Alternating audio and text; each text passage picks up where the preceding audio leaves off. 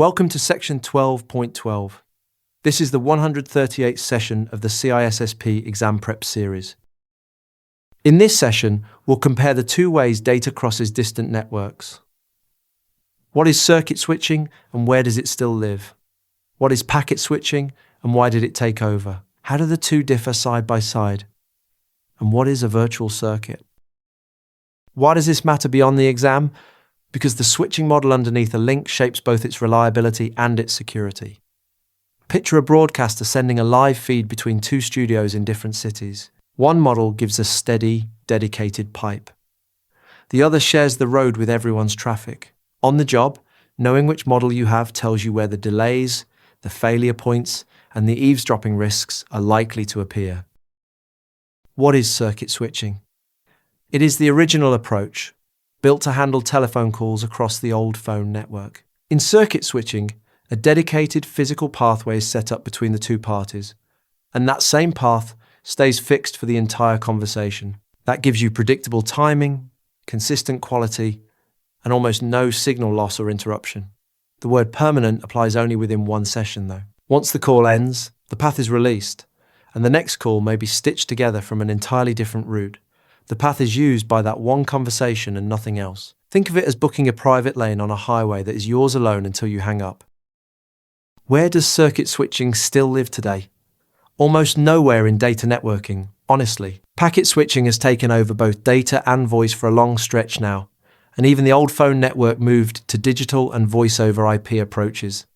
Circuit switching has not vanished entirely, though you still find it running in places like rail yards, irrigation systems, and electrical distribution networks. So treat it as a foundational concept and a historical baseline, not the technology carrying your everyday traffic.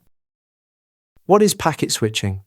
As computer communication overtook voice, a new model emerged. In packet switching, your message is chopped into small segments, and each one travels across the intermediary networks on its own. Every segment carries a header with source and destination information, and each device along the way reads that header to route the piece toward its target. A given path is reserved only for the instant a packet is actually crossing it, then it is immediately freed for someone else. Picture mailing a long letter as many separate postcards, each addressed independently, each free to take whatever route gets it there. How do the two models differ side by side? They pull in opposite directions. Circuit switching suits constant, steady traffic, while packet switching thrives on bursty traffic. One gives fixed, known delays, the other variable delays.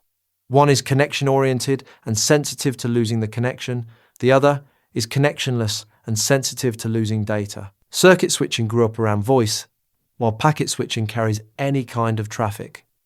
There is a security angle too. Because packet switching mixes many senders onto shared physical links, it invites disclosure, corruption, and eavesdropping, so you lean on traffic, isolation, and encryption. Its upside is resilience, since a damaged path can be routed around, where a broken circuit simply drops the call. What is a virtual circuit? It is a logical pathway carved over a packet switch network between two specific endpoints, giving you circuit-like behavior on top of packet plumbing.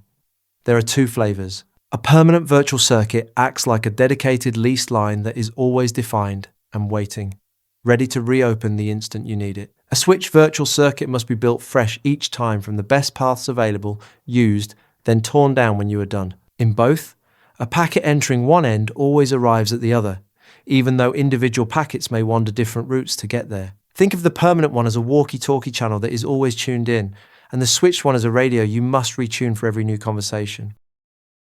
So let's bring it together. Circuit switching dedicates one fixed physical path per conversation, giving steady quality but little flexibility, and it survives mostly in industrial control rather than data. Packet switching breaks messages into independently routed segments, which is why it scales, resists path failures, and now carries nearly everything, though shared links demand isolation and encryption. Virtual circuits lay a circuit-like behavior over packet networks, either always on and permanent or built on demand and switched. Know which model underlies a link, and its strengths and risks become obvious. The MCQs covering all the topics and concepts from this session are available on RooCloud.com. Practice the chapter-specific MCQs before moving on to the next session. Thanks for watching. If you have any questions or feedback, post a comment below or email us. I will see you in the next session.